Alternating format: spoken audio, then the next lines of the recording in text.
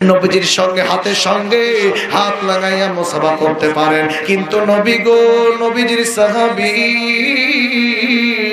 আমরা তো মহিলা মানুষ, আমরা তো নবীকে পাইলাম না, নবীজির উজুর পানি পাই না, নবীজির সঙ্গে মুসাফা করতে পারি না, তাহলে আমরা কি আপনার মতো খেদমত করে জান্নাতে যেতে পারবো না?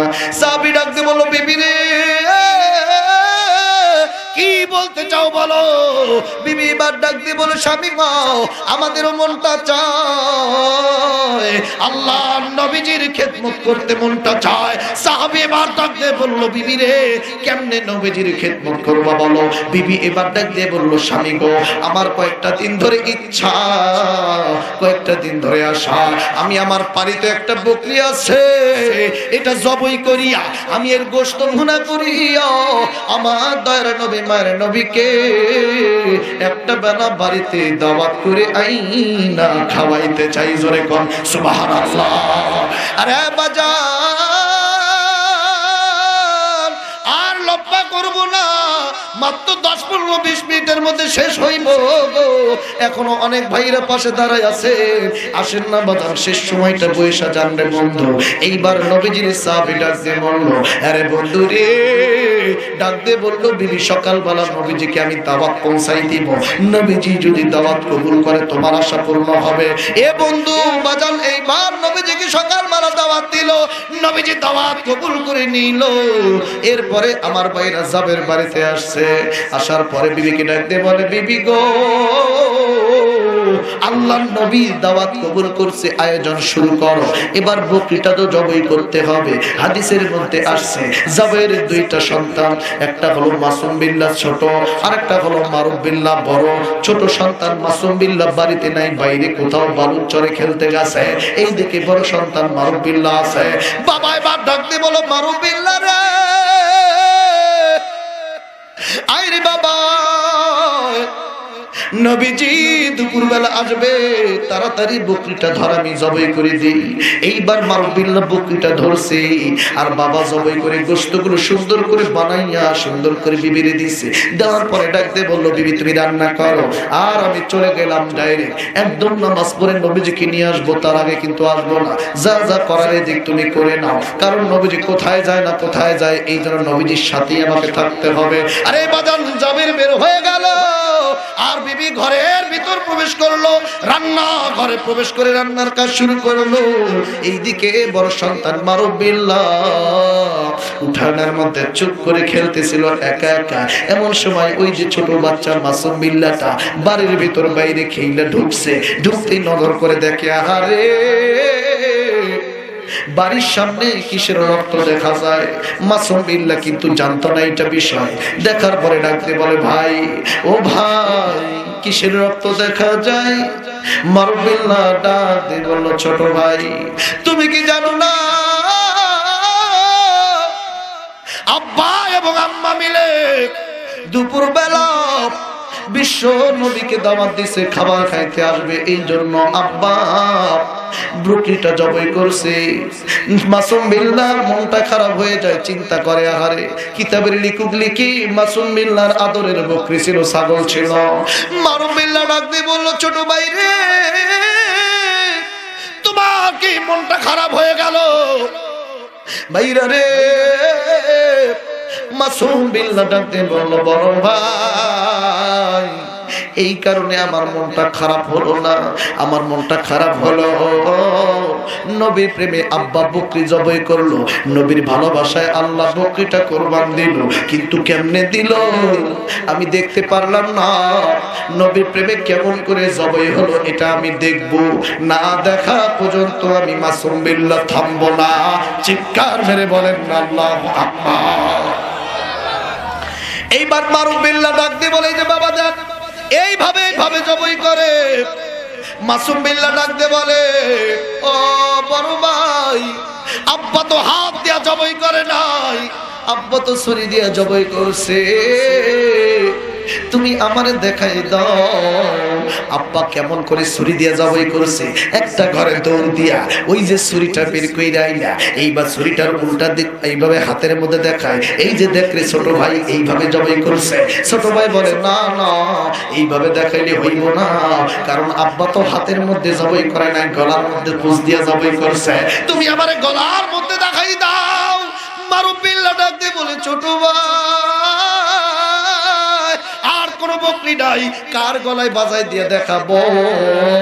মাসুম বিল্লাহ বললে, ও মাসুম বিল্লাহ ডাক দিয়ে বলল বড় ভাই কেমনে দেখাইবা জানো না, বকরির তো প্রয়োজন নাই, এই যে আমি মাসুম বিল্লাহ আছি, আমি জমিনের মধ্যে শুইয়া গেলাম, আমার গলার মধ্যে দিয়ে তুমি দেখাই দাও আব্বা কেমন করে বকরি জবাই করছে, যারে কন্যা মারহাবা।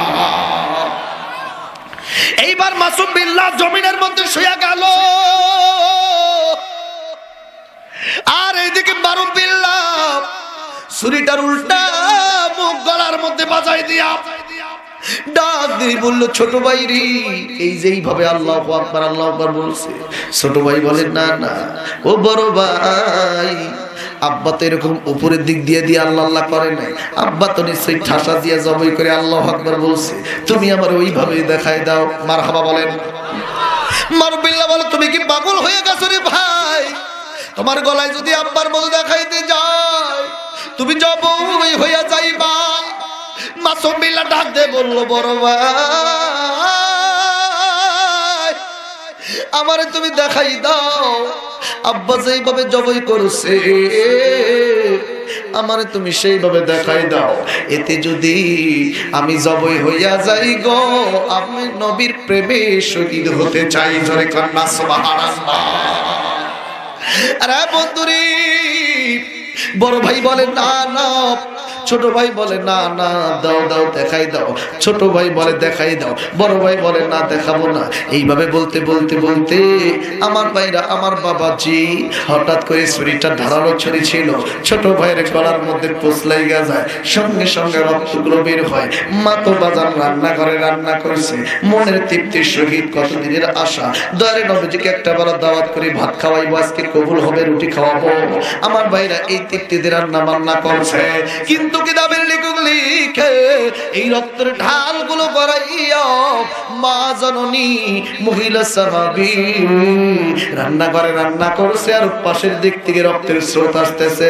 হঠাৎ করে মায়ের চোখটা নজরটা চলে যায়, কিরে তাজা রক্ত কোথায় থেকে আসলো?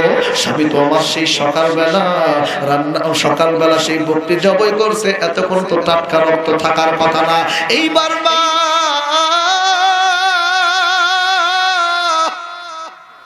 মাথা উঁচু করে দিচ্ছে, দেওয়ার সঙ্গে সঙ্গে নজর করে দেখে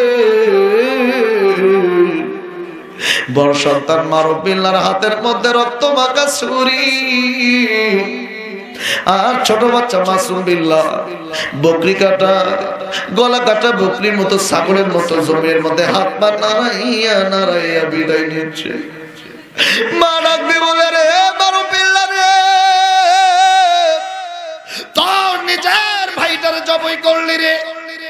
মারুবিল্লাহ ডাকবি বলল মা গো আল্লাহর নামের কসম করে বলি ইচ্ছাকৃতভাবে আমি জবাই করি নাই, তোমার সন্তান বারবার আমার অনুরোধ করেছে, সে নাকি নবী প্রেমে শহীদ হতে চায়, আমি না না বলার পর অনিচ্ছাকৃতভাবে লেগে গেছে। এইবার মা যখন একটা দৌড় মারছে, আর এইদিকে মারুবিল্লাহ ছুরিটা ফেলা একটা জোরে দৌড় মাইরে পালাইছে। আর বাজার মায় বল লাস্টার কাছে আইসা একবার মাসুম বিল্লাহরে দেখে আরেকবার আসমানের দিকে তাকায়, ডাক দিয়ে বলে আসমানের মালিক রব্বুল আলামিন, দুনিয়াতে কোন মা সহ্য করতে পারবে নিজের চোখের সামনে গলা কাটা এরকম সন্তানের লাশ দেখে কোন মা নিজের কন্ট্রোল করবে? আল্লাহ গো আজকে আমার নবী আসবে, আর আজকে আমার সন্তানের এমন কারবার হলো। ডাক দিয়ে বলে মাসুম বিল্লাহ রে কি হয়েছে বাবা? ও কিন্তু উঠে না। মা কাঁদতে কাঁদতে হঠাৎ করে মায়ের মনে পড়ে যায়, ওয়ালা না বলুয়ান নাবলুওয়ান্নাকুম বিশাইইম মিনাল খাউফি ওয়াল জু'i ওয়া নাকসিম মিনাল আমওয়ালি ওয়াল আনফুসি ওয়াস সামারাত ওয়া বাশশিরিস সাবিরিন। আর একটু জোরে বলেন আল্লাহু আকবার। আল্লাহ তো বলেছেন সূরা বাকারায়, আল্লাহ মুমিনদেরকে পরীক্ষা নেবেন, বিভিন্ন প্রকারের ক্ষয়ক্ষতি নিয়ে আল্লাহ তাআলা পরীক্ষা নেবেন। ওগো আল্লাহ, হতে পারে তুমি আমাকে আমার সন্তানদের আজকে পরীক্ষা নিবা, দেখবা আমার ঈমান কতটা মজবুত। আল্লাহ গো, আমি মহিলা মানুষ হতে পারি, কিন্তু এতটাই আমার ঈমান দুর্বল না। আমি কথা দিলাম গো আল্লাহ, আমার একটা সন্তান গেছে যা, আমার একটা সন্তানের থেকে আমি আমার দয়ার নবী মায়ের নবীকে বেশি ভালোবাসি। জোরে কোন সুবহানাল্লাহ। এ বাজার এবার বাপ নিজে হাত দিয়া চাটাই দিয়া এই ছোট্ট বাচ্চাটার লাশটা পেছাইয়া দেখেন কতটা ঈমানওয়ালা একজন নারী, নবীর জন্য সন্তানের শোককে বিসর্জন দিয়া লাশটা নিজের হাত দিয়ে পেছাইয়া মাথার নিচে রাখলো আর ডাক দিয়ে বলল, আজকে তো নবী আসবে, নবী দাওয়াত খেয়ে যাবে, তারপর স্বামীকে নিয়ে দাফন কাফনের ব্যবস্থা করবো। এইদিকে নবী যে আসার সময় হওয়ার পূর্বে হঠাৎ করে মনের মধ্যে পড়লো বড় সন্তান, সে আবার কোথায় গেল, নিশ্চয়ই তো ভয় পাইছে, পায়া আবার নিজের কোনো ক্ষতি করে কিনা, দেখি দেখি কোথায় গেল।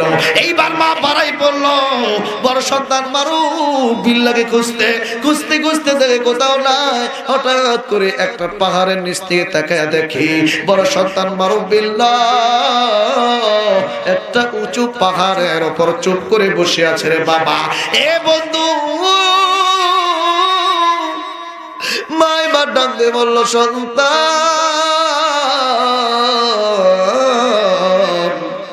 আইরে বাবা, তাড়াতাড়ি আয়, বাড়িতে যাইতে হইব, তাড়াতাড়ি চল, নবীজি আসবে। আমি তোর উপর আর কোনো রাগ নাই, ভাগ্যের উপর ছেড়ে দিয়েছি, এটা আমার ইমানি পরীক্ষার উপর ছাড়ছি, তুই চল, তোর উপর আমার কোনো রাগ নাই। বড় সন্তান ডাক দিয়ে বলল,